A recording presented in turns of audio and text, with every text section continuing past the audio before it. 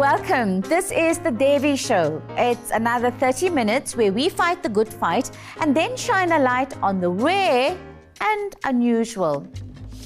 Here's what we've got lined up for you. Following our story on the lack of firefighting equipment, including fire trucks, we go back to the city of Johannesburg as promised and see if they've shaped up. How many marks would you give yourself? 50%? 50%. 5-0. Yeah. You're like scraping a pass there. We also check in with Marco Pereira, the custom furniture owner who back in April promised he would do the right thing by customers he let down. I have subsequently contacted Sean. Last night? You contacted him last night? I did. Before the interview? I did. Yes. Yes. Coincidental? No, not. Good timing on purpose, right? And then, just to keep things extra real, we find a pod of mermaids in Benoni. It is the most magnificent feeling to glide through the water in a tail. You're sort of just pushing your body through the water. It's hypnotic. In February this year, following a tip-off from you, we brought you the outrageous story on the city of Johannesburg. They had only 7 fire engines in operation. Yes, 7. On a good day to service the millions who live here. Back then, the spokesperson agreed that the situation was dire, but promised that it would improve by June. We gave them some extra time and then went back.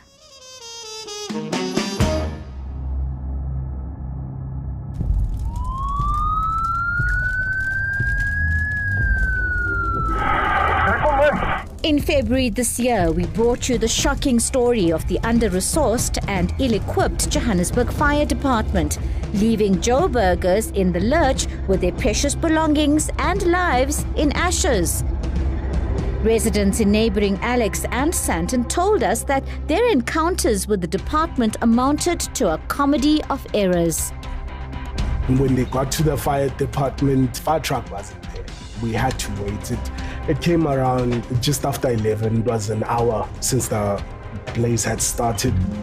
In the end, 9 homes were lost.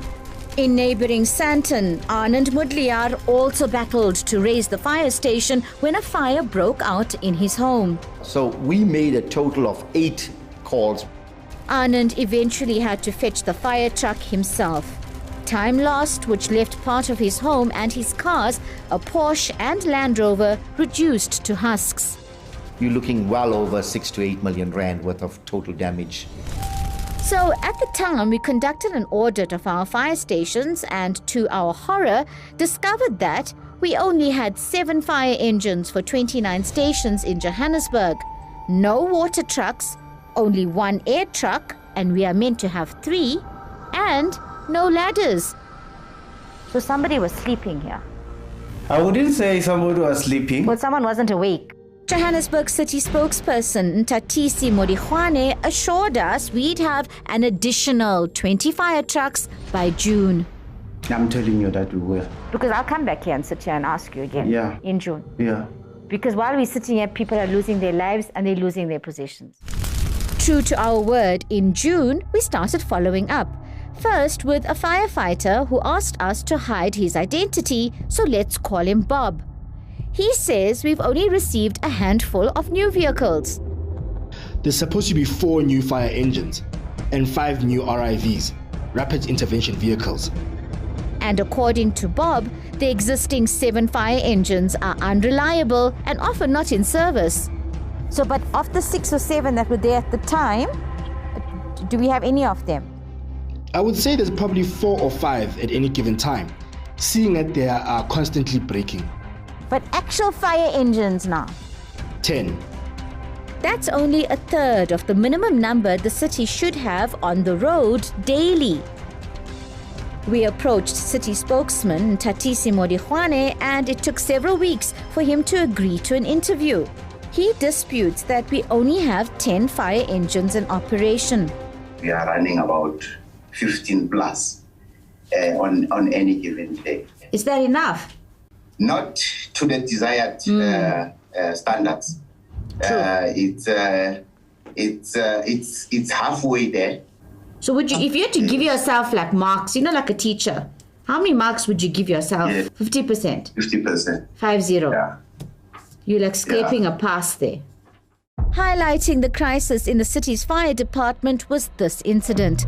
A fire that tore through Charlotte Maxeke State Hospital on the 16th of April 2021, resulting in the evacuation of 700 patients and the destruction of an estimated 40 million rands in hospital supplies. Dr. Suhail Essa was on shift at the time. Around 10 or 11 o'clock that morning, we had received messages on our work WhatsApp group alerting us that there was a fire in the basement of one of the parking lots. Smoke was billowing from the basement as firefighters tried to control the blaze. By late afternoon, it was clear they were fighting a losing battle. Former fire chief and owner of Fire Ops SA, Wynand Engelbrecht, who we reported in our last story, had received a legal letter from the city telling him to refrain from attending certain fires, was on the scene on the day of the hospital fire. They arrived there with one engine, and that engine was the only engine they had there for the whole day. So I dispatched 4 vehicles to the incident. When we got there, they were ferrying water with that fire engine. The hydrants didn't work, so they couldn't use it. It cost them valuable time. And they ferried water with a fire engine as if it was a water tanker.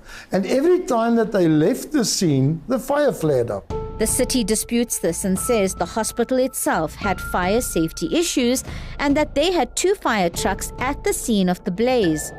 Bizarrely, the city spokesman would not confirm or deny the assistance of the private Fire Ops SA team.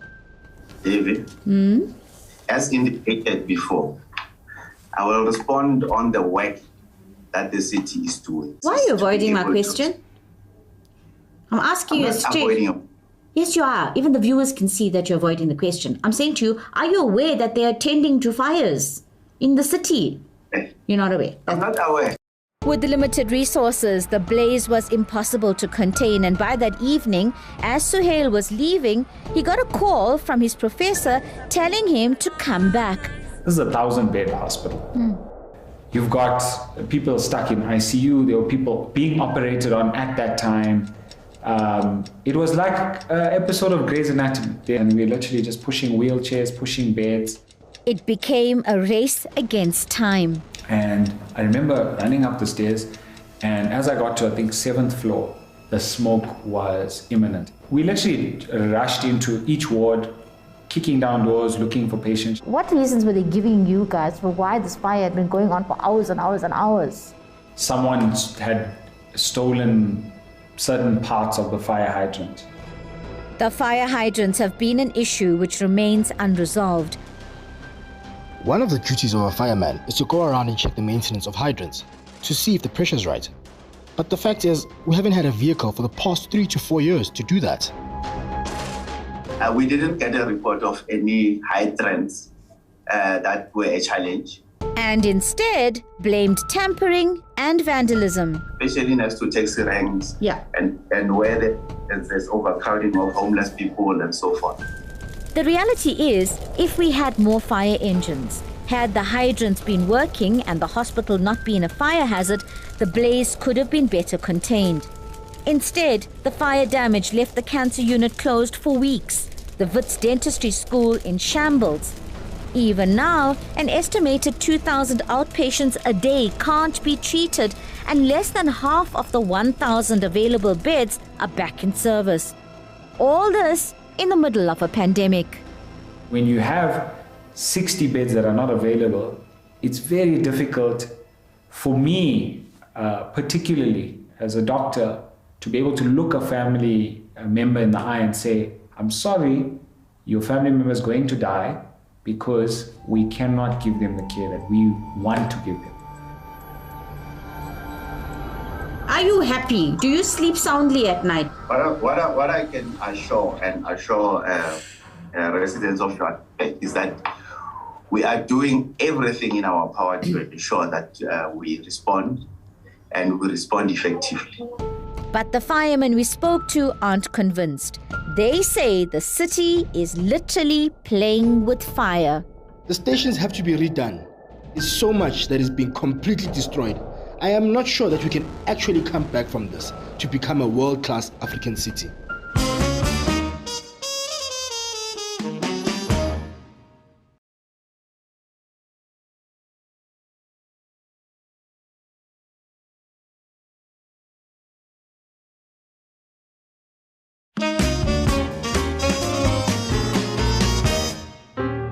Welcome back. In this episode, we follow up on some of the stories we aired earlier this year to see if things had improved. Next up, Marco Pereira. In April, we investigated his custom furniture outlet, Contemporary Living, which, according to some of his consumers, took thousands and didn't deliver. At the time, Marco too promised that he would make things right, so we followed up. In April 2021, we brought you the story of Contemporary Living, a custom furniture store run by Marco Pereira and his wife Robin. The allegation was that they had taken money from numerous clients and had not delivered on the goods. Shyam Naidu was one of the many complainants. He didn't receive his furniture worth 26,000 rands. There was non-delivery, no one was answering calls. No one was answering messages. We interviewed Marco back in April 2021, and this was his excuse for the non-delivery. You know, I'm going to blame COVID. When irritated customers realized that Marco and Robin were giving them the runaround and weren't going to honor the deals, customers recorded their heated exchanges with the couple. We shared this footage with Marco at the time.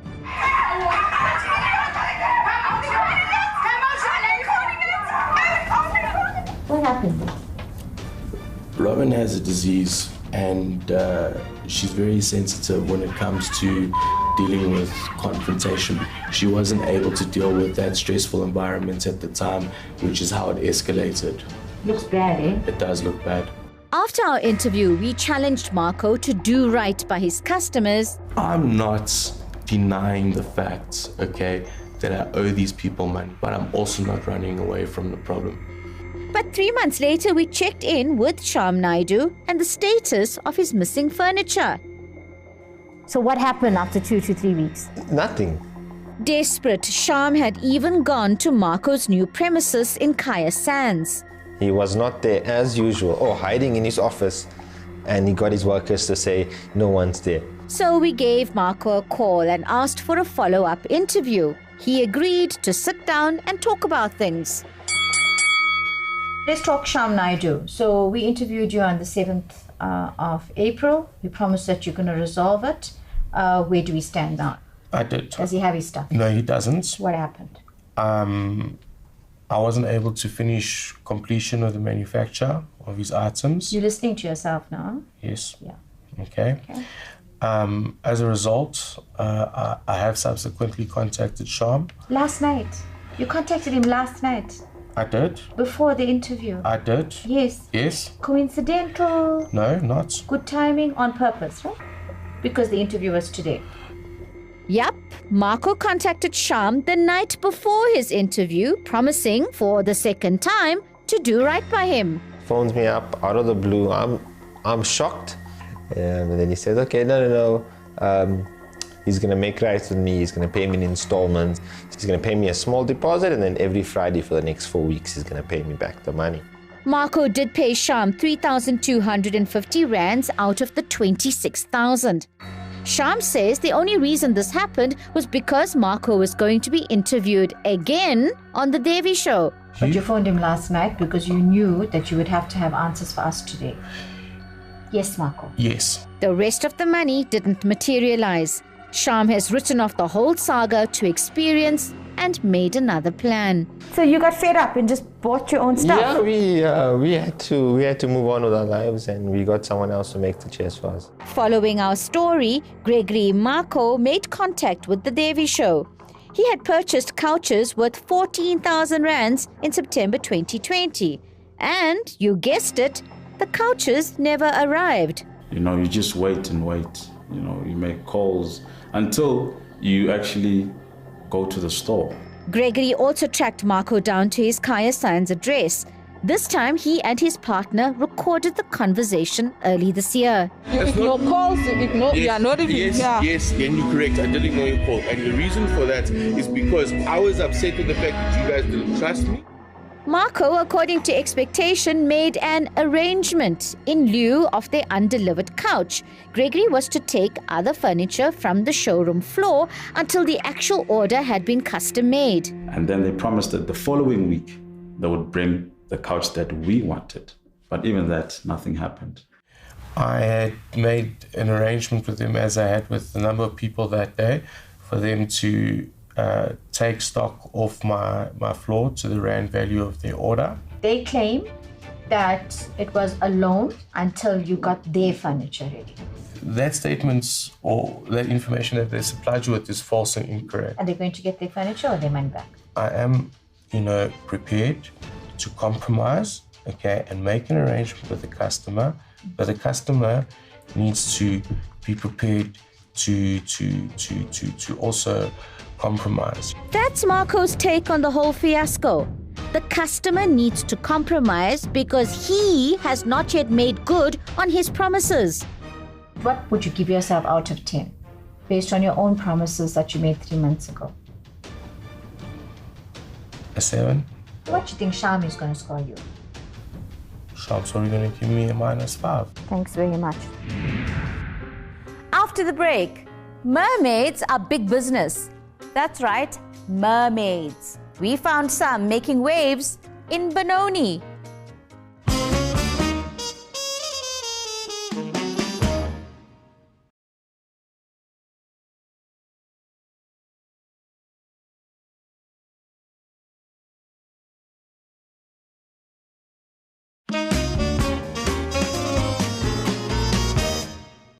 The last place you'd expect to find a mermaid is in Benoni, let alone anywhere else on Earth. But over 500 kilometers from the nearest ocean is where we discovered Mermaid Storm and her pod. Draped in shells and shimmery shades of the sea, this is real, guys. Very real. Candice Baker is a 48-year-old mum of 2 who is making waves in Benoni. Nothing unusual here. She teaches aerial yoga, does belly and fire dancing. Interesting, you might think. But wait for it. Candice is actually a mermaid.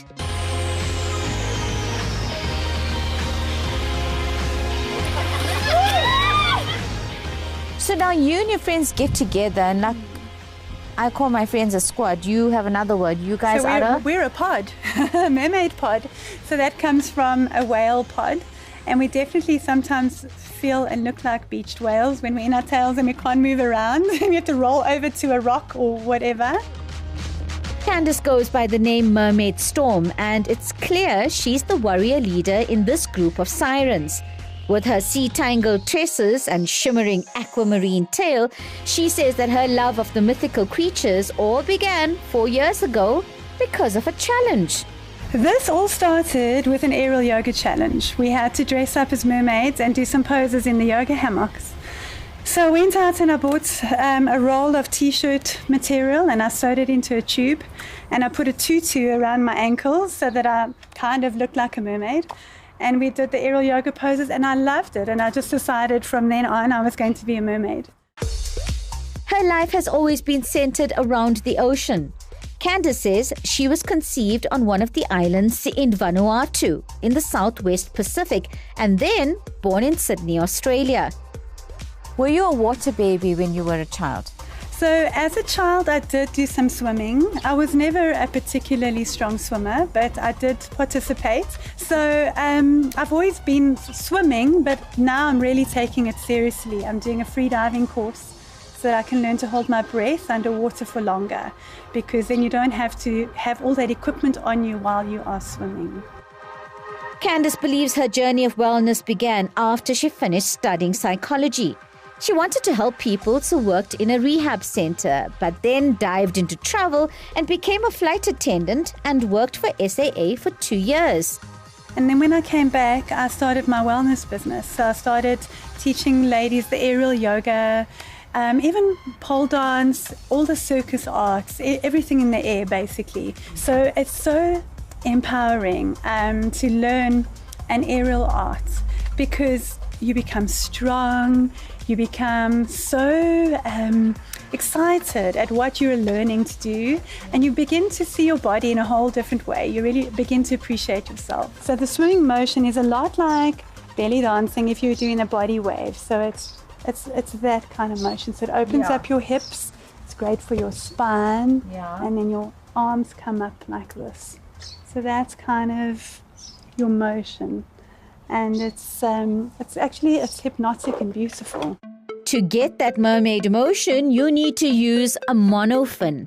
It's a bit like tying your legs together and needs lots of practice. So the monofin is a rubber fin that you slide both of your feet into instead of having two individual flippers. And it's a very strong rubber or fiberglass fin that helps propel you through the water. It is the most magnificent feeling to glide through the water in a tail. And instead of kicking your feet and throwing your arms everywhere, you're sort of just pushing your body through the water. It's hypnotic. Even to watch it on a video, it's absolutely hypnotic and calming. And I think it's a form of meditation. To really make a splash, you need a shimmering tail in all the colors of, well, the ocean. Some are bespoke silicone, complete with scales costing over 25,000 rands, weighing up to 15 kilograms. So you've got to be quite creative with the outfits, and you've got a story behind the bikini top. You can't obviously buy things like this, so you have to become really good with glue and very creative at finding things to put on your crown or on your bra. So these are my mom's dinner plates. You know, in the 70s, they used to serve shrimp cocktail in these little dinner plates. So I now have a set of 8, and 2 of them are on my boobs. Being a mermaid in Benoni has its challenges. So, like all beautiful sea creatures, Candace and her pod head to the actual ocean as much as possible to splash in the water and swim with dolphins. What reaction do you get, though, when you tell people around you that you're a mermaid? Generally, they laugh and they think I'm joking. And then when I explain that it's a lifestyle and I swim every day, and how hard I train and how hard I practice my breath holding and my diving techniques, they're generally quite taken aback, because it seems like a fairy tale. It's hard work being a siren of the sea. Mermaid Storm can now hold her breath for over 2 minutes and can swim over 25 meters underwater. And it's difficult because when you're swimming with your legs together and you're in a current in the ocean, you need to be a strong swimmer. So we practice in the swimming pool first. I'm currently discussing a mermaid qualification, and you'll be certified so that you can safely swim underwater, safely free dive down into the depths of the ocean. Mermaid Storm's dream is to have a retreat on the coast and a space for her fellow maids and men to swim and just be. And on that note, that's where we sign off. Share your unusual story ideas via devi@etv.co.za. But from me and the Devi team, until next time, heads up, South Africa. Let's keep our eyes fixed on the horizon. We've got this.